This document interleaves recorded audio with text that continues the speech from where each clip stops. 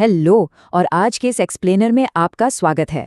आज हम हिस्ट्री के एक ऐसे रहस्य की गहराई में उतरने वाले हैं जिसने न सिर्फ उस वक्त की दुनिया को हिलाकर रख दिया था बल्कि आज भी लोगों के दिलों में खौफ पैदा करता है। हम बात कर रहे हैं 20वीं सदी की सबसे बड़ी आर्कियोलॉजिकल डिस्कवरी की और उसके ठीक पीछे चलने वाले उस बेहद खौफनाक साये की। एक ऐसा साया जिसने साइंस और लॉजिक दोनों को चुनौती दे दी थी।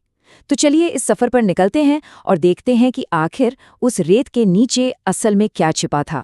जरा सोचिए, 3000 साल से बंद एक मकबरे के बाहर खड़े होने पर कैसा महसूस होगा जब वहां ऐसी चेतावनी लिखी हो, death shall come on swift wings to whoever disturbs the peace of the pharaoh. यानी जो भी इस फैरो की नींद खराब करेगा, मौत उसे अपने पंखों पर उड़ा ले जाएगी। कहा जाता है कि तूतनखामुन की कब्र पर यही डरावना संदेश लिखा था। और सच कहूं तो ये सिर्फ एक लाइन नहीं थी, ये एक ऐसी दहशत थी जो आने वाले कई सालों तक दुनिया भर के अखबारों की फ्रंट पेज हेडलाइन बनने वाली थी। और देखिए, ये डर कोई हवाई बात नहीं थी। 22 ये कोई मामूली नंबर नहीं है। अगले 6 सालों के अंदर पूरे 22 लोग रहस्यमयी तरीके से मारे गए। और इन सब में एक बात बिल्कुल कॉमन थी, ये सभी लोग किसी न किसी तरह से उस एक्सकवेशन, उस खुदाई या उस अभियान से जुड़े हुए थे। इस आंकड़े ने तो जैसे पूरी दुनिया को ये मानने पर मजबूरी कर दिया था कि प्राचीन मिस्र का वो श्राप, वो कर्स बिल्कुल असली है और अपना काम कर रहा है।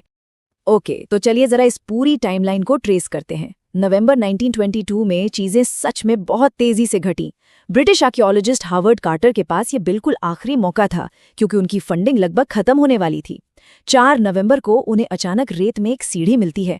5 नवंबर तक उस पे से मलबा हटा लिया जाता है। 24 नवंबर आते आते दरवाजे पर तूतनखामुन का नाम साफ साफ पढ़ने में आने लगता है। और फिर आता है 26 नवंबर, हिस्ट्री का वो दिन जब दरवाजे में एक छोटा सा छेद किया गया और सदियों पुराना अंधेरा आखिरकार दूर हुआ। उस छोटे से छेद से अंदर झांकते वक्त कार्टर के चेहरे पर एक गर्म हवा का झोंका लगा। उनके हाथ में जो मोमबत्ती थी उसकी लौ फड़फड़ा रही थी। जब उनसे पीछे से पूछा गया कि क्या कुछ दिखाई दे रहा है, तो उनके मुंह से बस 2 शब्द निकले, वंडरफुल, वंडरफुल। और उनके सामने सच में एक ऐसा खजाना था जिसे 3000 साल से किसी ने नहीं छुआ था।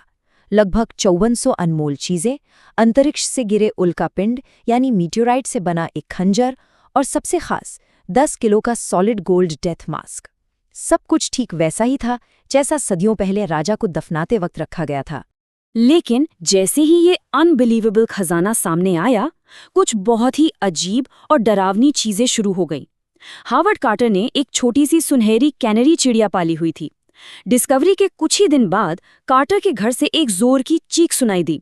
जब लोग वहां दौड़कर पहुंचे तो उन्होंने देखा कि पिंजरे के अंदर एक कोबरा घुसा हुआ था और वो प्यारी सी चिड़िया उसके मुंह में थी।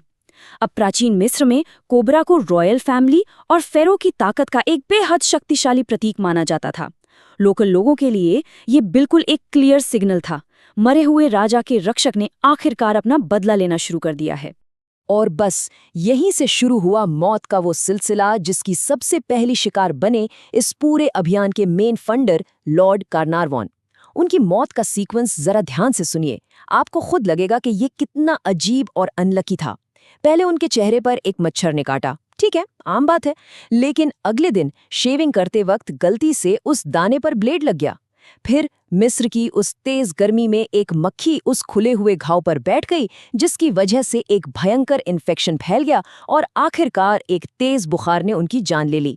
एक के बाद एक ऐसी बेतुकी घटनाएं हुई जिन्होंने उस श्राप की कहानी में जैसे आग लगा दी।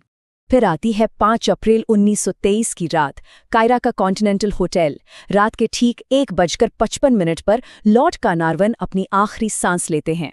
और इस मोमेंट को जो चीज़ सबसे ज़्यादा स्पाइन चिलिंग बनाती है वो ये कि ठीक उसी एग्जैक्ट टाइम पर पूरे कायरा शहर की बिजली अचानक से गुल हो जाती है।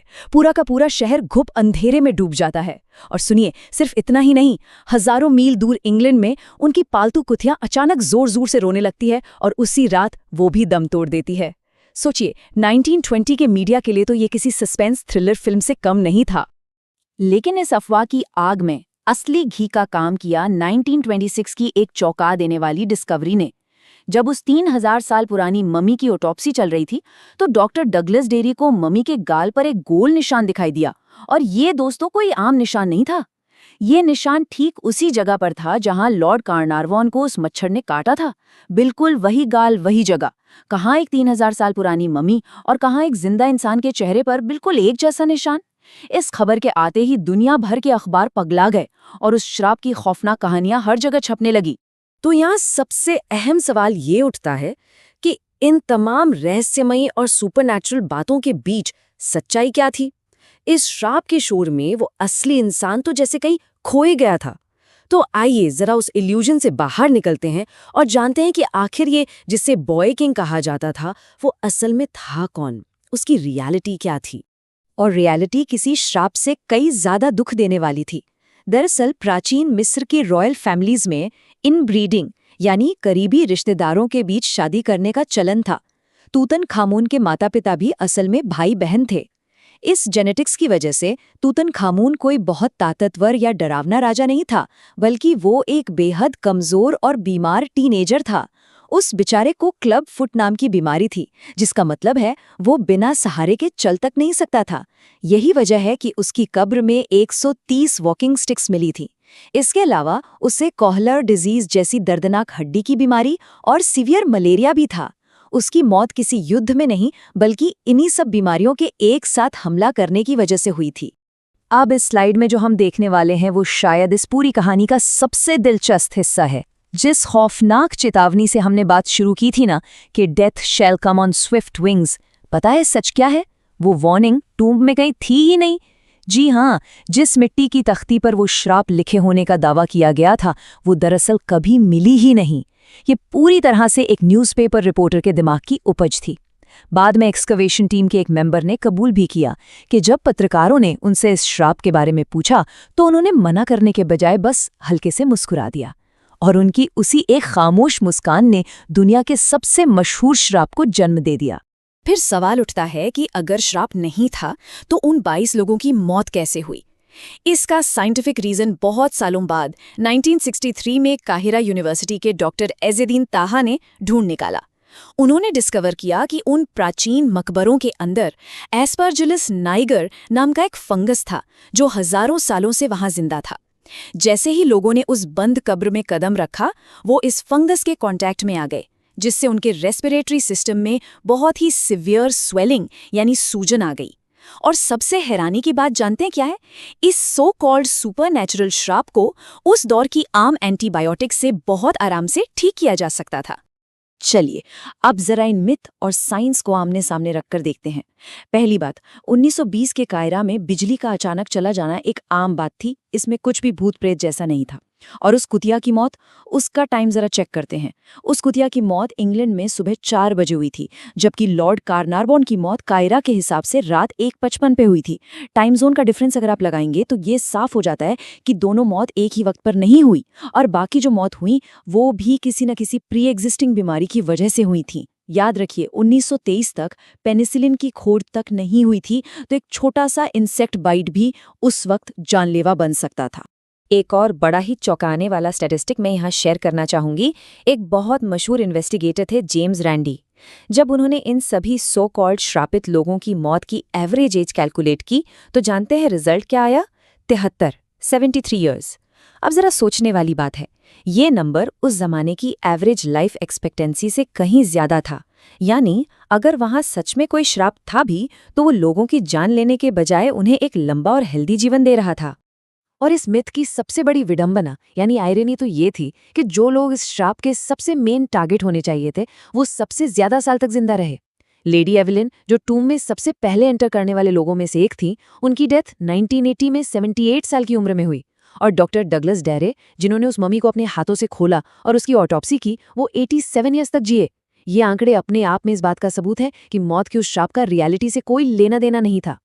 और इन सब के बीच इस पूरे एक्सकवेशन के मेन हीरो हावर्ड कार्टर का क्या हुआ, जिसने अपने नंगे हाथों से उस कब्र को ढूंढा और मम्मी को बाहर निकाला। खैर, कार्टर इस डिस्कवरी के बाद लगभग 16 साल तक जिंदा रहे। जब भी कोई रिपोर्टर उनसे इस खौफनाक श्राप के बारे में पूछता तो उनका एक बहुत ही सिंपल और सच कहूं तो बड़ा ही सैवेज सा जवाब होता था, आई एम स्टिल अलाइव, यानी मैं तो अभी भी जिंदा हूं। उन्होंने इस अंधविश्वास को कभी भी अपनी जिंदगी पर हावी नहीं होने दिया। प्राचीन मिस्र के लोगों का एक बहुत ही खूबसूरत मानना था। वो कहते थे कि कोई भी इंसान सच में तभी मरता है जब दुनिया उसका नाम लेना बंद कर दे। तूतनखामुन के आने वाले राजाओं ने उसका नाम हिस्ट्री के पन्नों से पूरी तरह मिटा दिया था।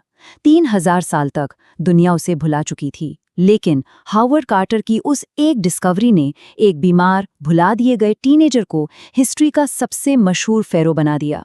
आज हम सब तूतनखामुन का नाम जानते हैं। तो आखिर में अपने आप से ये जरूर पूछिएगा कि उस श्राप ने लोगों की जान ली या फिर उस डिस्कवरी ने उस बॉय किंग को हमेशा हमेशा के लिए अमर कर दिया। इसी सोचने पर मजबूर करने वाले सवाल के साथ आज के इस एक्सप्लेनर को हम यहीं खत्म करते हैं।